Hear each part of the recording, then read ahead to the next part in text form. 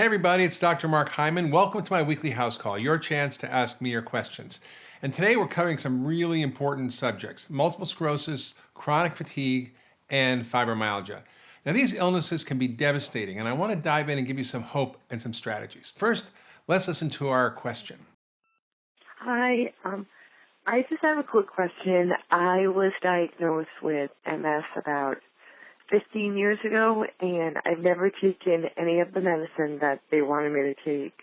And for the last year or two, I have weakness in my left leg when I walk, and I have eliminated dairy and grains and gluten, and I'm not really sure, what else I should do at this point. I don't know if acupuncture would be beneficial. I was doing that for a while, but it just kind of didn't really make it completely go away. But I'm just trying to figure out what I can do to completely restore my body back to perfect health. And any of your suggestions would be extremely helpful. Thank you. The question is from somebody who didn't provide their name, but it was a voicemail. And this was the question. I was diagnosed with MS about 15 years ago, and I haven't taken any of the medication that my doctor wanted me to take. And for the last year or two, I've noticed more weakness in my left leg. And I've eliminated dairy, grains, gluten. I'm not sure what else I should do at this point. I'm not sure if I should try acupuncture. What can I do to restore my body? Well, MS is an autoimmune disease of your nerves, and it can affect your entire body. It can cause all sorts of havoc, including nerve damage, prevents you from walking, bladder problems, and it can be devastating and even deadly. So let me tell you about my friend and colleague, Dr. Terry Walls.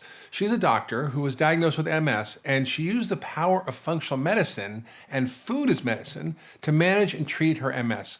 She actually used the hunter-gatherer diet, basically what they call paleo, to create her own food plan, and went from using a wheelchair to actually participating in and completing an 18-mile bike tour. She literally couldn't even sit up by herself. She could barely work anymore. She was highly dysfunctional, and she really changed her diet, which led to a dramatic change in her biology and literally reversed her MS.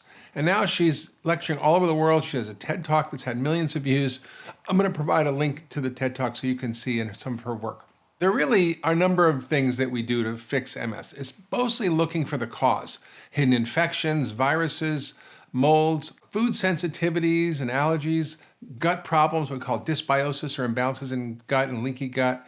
And there's a lot of things you can do to optimize your diet. Basically, a diet that's high in healthy plant foods, high in fat, low in sugar, no grains, no beans, and she outlines this in her book, The Walls Protocol, which is a really great book. She came to Cleveland Clinic and did an amazing grand rounds for us and taught physicians, medical students. It was really quite astounding what she showed in her case. Now, other things are important, like vitamin D deficiency. Those have been linked to MS and other neurologic issues. Exercise is critical. Finding ways to reduce stress, getting great sleep. All these things are simple things you can do.